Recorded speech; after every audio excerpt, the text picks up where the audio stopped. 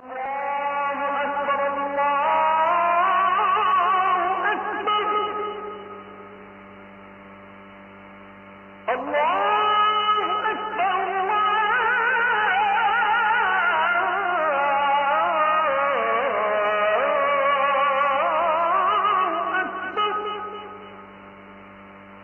Foundation থেকে প্রতি বছর আমরা শীত বস্ত্র কার্যক্রম বা শীতের সময় শীতার্ত মানুষের সেবামূলক কার্যক্রম পরিচালনা করার সুবাদে আমরা প্রত্যন্ত অঞ্চলের এমন এমন মানুষের কষ্ট, দুঃখ এবং দুঃখ দুর্দশার চিত্র দেখার সুযোগ আমাদের হয়, যেটা আমাদের প্রত্যেককে নিজের বিবেকের কাছে দাঁড় করিয়ে দেয়।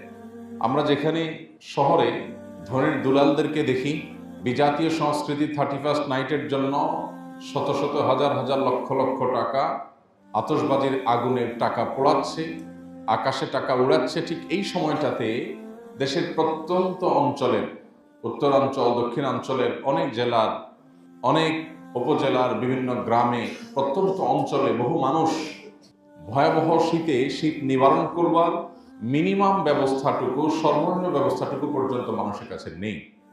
এই ভয়াবহ বাস্তবতা যখন দেশের বিভিন্ন জায়গায় চলছে বা আছে, ঠিক একই সময় আমরা শহরের মানুষজন আমরা দেখি যে আতশবাজির আগুনে গোটা শহরকে কিভাবে প্রকম্পিত করা হয়, আতশবাজির আওয়াজে কিভাবে প্রত্যেকটা শান্তপ্রিয় মানুষের ঘুম হারাম করে দেওয়া হয়।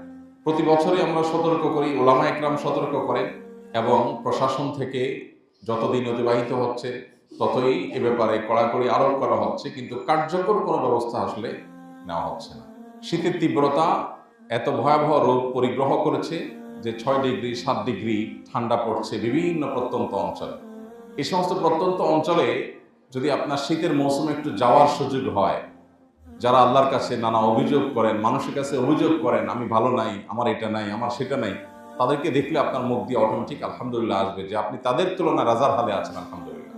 পঞ্চগড়ে বেশ অনেক বছর আগে এত বেশি ঠান্ডা ছিল না, শীত বস্ত্র বিতরণ করার জন্য গিয়েছিলাম আমরা আসন্না ফাউন্ডেশন থেকে। আমার মনে আছে এত ভয়াবহ শীত, এত অকল্পনীয় ঠান্ডা যে সেটা আমরা অনেক পোশাক আশাক পরেও নিবারণ করতে পারছিলাম না। অথচ এমন এমন ঘর আছে যে ঘরগুলোর বেড়া শুধুমাত্র কিছু প্লাস্টিক এটা দিয়ে বেড়া দিয়ে রেখেছে। সামান্য একটু বাতাস জোরে আসলে হু হু করে ঠান্ডা ঢুকে।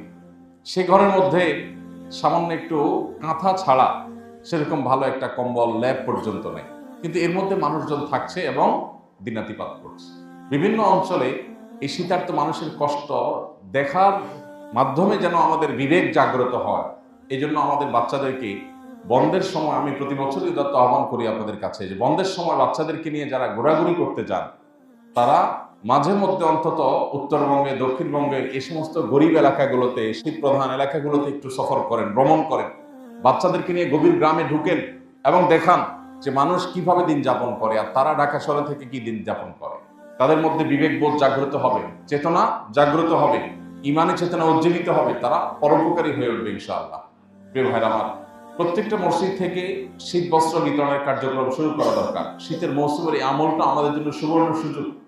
এই দেশে এখনো শীতের তীব্রতা মানুষ মারা যায়, এর চেয়ে দুর্ভাগ্যজনক বিষয় আর কি হতে পারে বলো? আমরা মুসলমানরা যতদিন পরিপূর্ণভাবে ইসলাম অনুসরণ না করব, শুধুমাত্র ইসলাম কিছু ইতিবাচক আমল করার নাম নয়, ইসলাম পরোপকার, মানুষের কষ্টে তার পাশে দাঁড়ানো, অসৎ কাজে বাধা প্রদান করা, স্বাভাবিক এবং পজিটিভ যে সমস্ত নেকামলগুলো আছে সেগুলো করা, এই সবগুলা সামগ্রিক গ্রুপের নাম হলো ইসলাম। অতএব এই সামগ্রিকতা যতদিন না আসবে ততদিন পর্যন্ত আমরা পরিপূর্ণ মুসলমান হয়ে উঠবো না। আর এই প্রয়োজনে শীতের সময় শীত বস্ত্র বিতরণের উদ্যোগ আমাদের প্রত্যেকটা মানুষের যার যার জায়গা থেকে নেওয়া উচিত। এখানে আমরা যারা আছি, এমন মানুষ খুব কম আছেন যে তার বাসায় শীত নিবারণ করবার মতো প্রয়োজনের অতিরিক্ত কাপড় নাই, এরকম মানুষ এখানে খুব কম আছে। সবার বাসায় এমন কিছু কাপড়, এমন কিছু কাঁথা কম্বল আছে যেটা হয়তো আমাদের বাসায় ব্যবহার হয় না, উঠায় রাখছি। আমার 5টা সোয়েটার আছে, 5টাই আমার পছন্দের, সবগুলো রেখে দিস, অথচ 5টা আমি পরি না। আমি সেখান থেকে অন্তত একটা হলেও দান করতে পারি, নতুন কেনারও দরকার হয় না, কিন্তু সেই মানসিকতাটুকু পর্যন্ত আমাদের নাই। তো আমরা ইনশাআল্লাহ শীত উপলক্ষে একজন শীতার্থ মানুষের শীত হলেও নিবারণ করার চেষ্টা করবো ইনশাআল্লাহ। চেষ্টা করবো তো ইনশাআল্লাহ। নবী করিম সাল্লাল্লাহু আলাইহি ওয়াসাল্লাম বলেছেন, আর-রাহিমুনা ইয়ারহামুহুমুর রহমান, যারা অন্যের প্রতি দয়া করে রহমান তাদের প্রতি দয়া করেন, স্বয়ং আল্লাহ সুবহানাহু ওয়া তাআলা তাদের প্রতি দয়া করেন। যারা আল্লাহর বান্দাদের প্রতি, আল্লাহ সৃষ্টির প্রতি দয়া করেন। এই জন্য ভাইয়ের আমার, ঢাকা শহরে এরকম শীত বিগত কোনো বছরে হয়তো অনুভব করে নাই মানুষ। এরকম ঝেঁকে বসা শীত দেখে প্রত্যন্ত অঞ্চলের গ্রামের মানুষের অসহায় শীতার্থ গরিব মানুষদের কষ্টটা অনুভব করা দরকার। অনেক মানুষ আছেন শীতের সময় কাজ করার সুযোগ পান না, তাদের খাদ্যের সংকট দেখা দেয়, তাদের পাশে খাদ্য নিয়ে দাঁড়ানো দরকার। আসনা ফাউন্ডেশন থেকে এই বছর আমরা আলহামদুলিল্লাহ এরকম বেশ অনেক মানুষের জন্য আমরা খাদ্যের প্যাকেজ রেখেছি, তাদের বাসা বাসায় খাবার পৌঁছে দিচ্ছি। হয়তো কয়েকদিনের কাজ চলবে, কিন্তু আমরা যদি সমাজের প্রত্যেকটা মানুষ দাঁড়িয়ে যাই তাহলে ইনশাআল্লাহ তাদের কষ্ট লাঘব হয়ে যাবে। নবী করিম সাল্লাল্লাহু আলাইহি সাল্লাম বলেছেন, ইরহামু মান ফিল আরদ, তোমরা জমিনে যারা আছে তাদের প্রতি রহম করো, তাহলে ইয়ারহামুকুম মান ফিস সামা, আসমানওয়ালা তোমাদের প্রতি রহম করবে। এই জন্য ভাই, শীত উপলক্ষে আমরা ব্যবহৃত কাপড় চোপড়ের মধ্যে থেকে সুন্দর করে ধুয়ে পরিষ্কার করে ভাঁজ করে একটা কাপড় একজন শীতার্থ মানুষকে দিতে পারি, একজন গরিব মানুষকে দিতে পারি। আপনি বাজারে বাজার করতে যান, একটা অতিরিক্ত শীতের কাপড় নিয়ে যান, একজোড়া মোজা সুন্দর করে ধুয়ে পরিষ্কার করে নিয়ে যান। দেখবেন অনেক গরিব মানুষ আছেন রাস্তার পাশে শুয়ে আছে, অথবা আপনার আশেপাশে অনেক লোক আছেন যারা অনেক কষ্ট করছে। এই মসজিদের আশেপাশে বা এই ভূমিপল্লী এলাকাতেও গরিব মানুষ আছে না নেই? কিছু গরিব মানুষ আছে, মানুষের কাছে চাইতে পারে না। একটা শীতের কাপড় কত টাকা দাম, একজোড়া মোজার দাম কত? আমরা এবার 50,000 মোজা, 50,000 কানটুপি বিভিন্ন গ্রামের গরিব বাচ্চাদের জন্য, মাদ্রাসা স্কুলের বাচ্চাদের জন্য আমরা বিতরণ করছি। 50 টাকা হলে একটা কানটুপি, ভালো একটা কানটুপি পাওয়া যায়। 50 টাকা হলে সুন্দর একজোড়া মোজা পাওয়া যায়। মাত্র 50 টাকায় আমি একটা নতুন একজোড়া মোজা দিতে পারি, একটা কানটুপি দিতে পারি, শীতের টুপি দিতে পারি। এরকম বহু কাজ আছে যেটা চাইলে আমরা উদ্যোগ নিতে পারি। এই মসজিদ থেকে উদ্যোগ নেওয়া উচিত। গত বছর তো নেওয়া হয়েছিল, বরং এলাকার জন্য ছোট্ট পরিসরে উদ্যোগ নেওয়া যেতে পারে যে এই ভূমিপল্লীর মধ্যে যারা গরিব মানুষ আছেন তাদের জন্য রেখে দেওয়া হবে মসজিদের এক পাশে। শুক্রবার বা কোনো একটা দিন আসর পরে তারা এসে যার যার দরকার সে নিয়ে যাবে, অথবা ঘরে ঘরে গিয়ে তাদের তালিকা করে তাদের নিড আছে তাদের ঘরে ঘরে পৌঁছে দেওয়া হবে। আমরা যদি সবাই, প্রত্যেকটা মানুষ সতর্ক হই এবং প্রত্যেকটা মানুষ যদি দায়িত্ববান হই, তাহলে ইনশাআল্লাহ এলাকাতে আর কোনো মানুষ কষ্টে থাকবে না। আল্লাহ আমাদের সবাইকে তৌফিক দান করুন। এই শীতের মৌসুমে আজকে নিয়ত করে ফেলি যে এখান থেকে ইনশাআল্লাহ গিয়ে আমরা উদ্যোগ নেব যে আমাদের বাসায় একটা চিরুনি অভিযান চালাবো। কোন কোন শীতের কাপড়, শীতের পোশাক আছে যেগুলো আমাদের ব্যবহার হয়, তার কিছু অংশ আমি ডোনেশন করবো। আর নতুন কিনে দিতে গেলে মাত্র 50 টাকা বাজেটে সম্ভব, অন্তত এক জোড়া মোজা চেষ্টা করবো তো ইনশাআল্লাহ। আল্লাহ আমাদের সবাইকে তৌফিক দান করুন। প্রিয় ভাইরা আমার, শীতের এই মৌসুমটিতে আরেকটি গুরুত্বপূর্ণ আমল আমাদের করবার সুযোগ আছে। প্রতি বছরই আমরা আপনাদেরকে স্মরণ করাই দিই, সেটি হলো শীতের সময় রাত অনেক দীর্ঘ হয়, অনেক বড় হয়। এই দীর্ঘ এবং বড় রাতে যদি সুন্নাহসম্মত লাইফস্টাইল মেনটেন করি, আমরা যদি আগে আগে ঘুমায় যাই, তাহলে খুব সহজে আমাদের তাহাজ্জুদ পড়ার তৌফিক হবে। আবার একই সাথে শীতের সময় দিন যেহেতু ছোট হয়, ক্ষুধা এবং পিপাসা তুলনামূলক একটু কম লাগে, অতএব শীতের মৌসুমে খুব সহজে চেষ্টা করলেই নফল রোজা রাখা যায়। অন্য সময় যাদের রোজা রাখতে একটু কষ্ট হয়, শীতের সময় তাদের রোজা রাখতে সেই কষ্টটা সেভাবে হয় না। এই জন্য হাদিসে বর্ণিত হয়েছে, আল গনিমাতুল বারিদা আস-সাওমু ফিশ শীতা, শীতের মৌসুমে রোজা রাখতে পারা এটা হলো শীতল সুবর্ণ সুযোগ। শীত মৌসুম উপলক্ষে এটা আমাদের রাখা দরকার। সোমবার, বৃহস্পতিবার, আইয়াম বীজ, এই দিনগুলোর বাইরেও শুধু শীত যাচ্ছে এই উপলক্ষে আমাদের 2-4টা রোজা রাখা দরকার। প্রতি বছরই আপনাদেরকে আমরা স্মরণ করাই। তো এই আমলটা আমরা চেষ্টা করতে পারি, চেষ্টা করবো তো ইনশাআল্লাহ। আল্লাহ আমাদেরকে তৌফিক দান করুন। বাচ্চাদেরকে নফল রোজার অভ্যাস করবেন। সাহাবা ইকরাম নিজেদের বাচ্চাদেরকে বাসায় তারা নফল রোজার অভ্যাস করতেন। আশুরার রোজা বাচ্চাদেরকে খেলনা দিয়ে ভুলিয়ে রেখে রোজা রাখাতেন সাহাবীরা। দেখুন আমাদের সাথে তাদের পার্থক্যের জায়গা। আমরা আমাদের সন্তানদেরকে শুধু ভোগ শিখাই। আমরা সবসময় বলার চেষ্টা করি ভোগ শেখাতে হয় না, ভোগ শেখানোর দরকার হয় না, ভোগ যে কেউ করতে পারে, ত্যাগ এটা সবাই পারে না। বাচ্চাদেরকে ভোগ না শিখিয়ে বরং স্যাক্রিফাইস এবং ত্যাগ শেখানো উচিত আমাদের। আমরা যদি বাচ্চাদেরকে ত্যাগ করা শিখাই, তাহলে ওদের জীবনে যে কোনো কষ্ট, যে কোনো মুসিবত, যে কোনো বিপদে ওরা ভেঙে পড়বে না, মেরুদণ্ড সোজা করে দাঁড়াতে পারবে। কিন্তু যদি আমরা তাদেরকে ভোগবাদী করে তুলি, তাহলে জীবনে এমন এক পরিস্থিতি আসতে পারে যখন সে মুষড়ে পড়বে, ভেঙে পড়বে, যখন সে টিকে থাকতে পারবে না।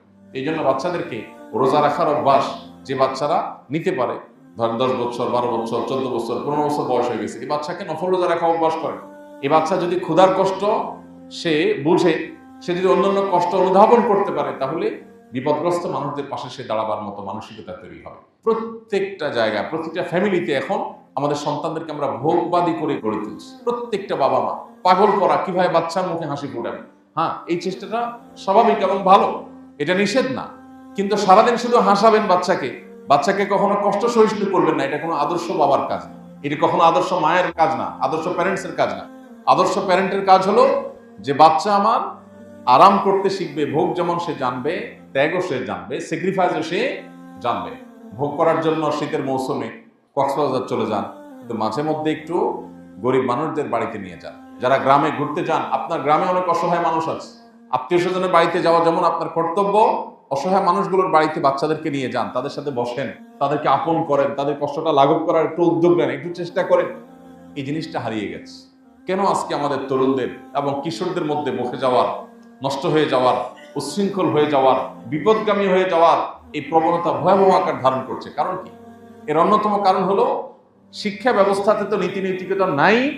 বাসাগুলোতে, পরিবারগুলোতে, ঘর বাড়িতে, সেখানেও নীতি নৈতিকতার কোনো চর্চা নাই, সেখানেও স্যাক্রিফাইসের চর্চা নাই, সেখানে শুধু ভোগের চর্চা।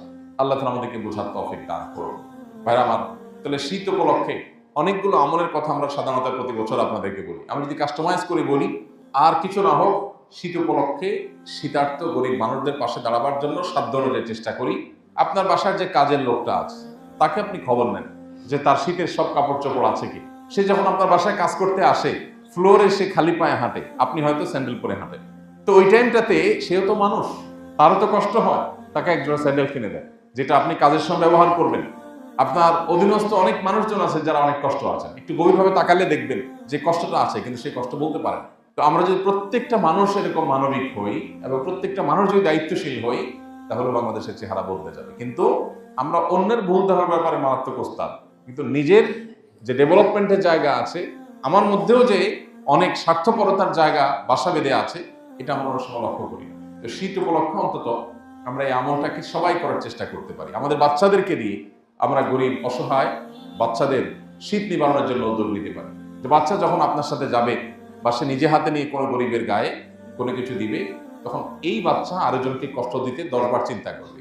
আজকে যে সমস্ত ঘরের ছেলেরা এই আতশবাজির আগুনে, পটকার আওয়াজে যারা মানুষের ঘুম হারাম করছে, যারা হার্টের রোগীদেরকে মৃত্যুর দিকে ঠেলে দিচ্ছে, যারা পশু পাখি এবং পরিবেশকে বিপর্যস্ত করছে, গোটা পরিবেশকে ধ্বংসের দিকে ঠেলে দিচ্ছে, এবং এই বিশাল বৈদ্যুতিক তারের জাল বেছানোর শহরে যারা আতঙ্ক তৈরি করছে, এই বাচ্চাগুলো যদি পরিবার থেকে মিনিমাম নৈতিকতার শিক্ষা পেতে, কোনোদিন এদের দ্বারা এটা সম্ভব হতো।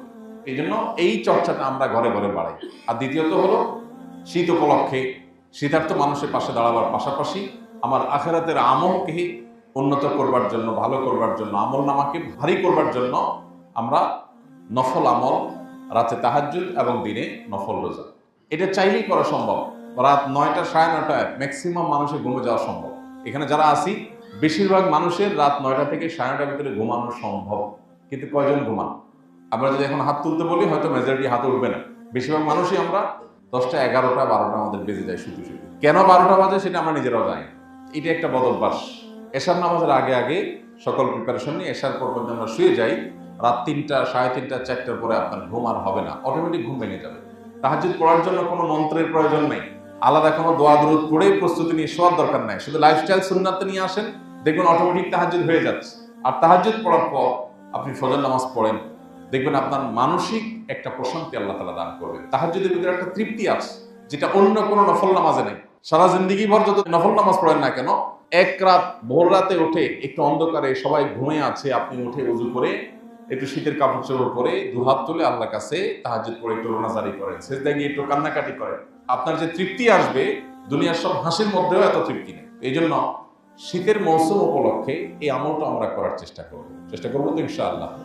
পাশাপাশি দিনে রোজা রাখা অনেক সহজ। আমরা যারা খুব বেশি ভোজন বিলাসী, খেতে পছন্দ করি, আমাদেরও মাঝে মধ্যে রোজা রাখার আমলের মাধ্যমে অন্যের কষ্টটা অনুভব করার সুযোগ হবে। নবী করিম সাল্লাল্লাহু আলাইহি সাল্লাম সোমবার, বৃহস্পতিবার রোজা রাখতেন।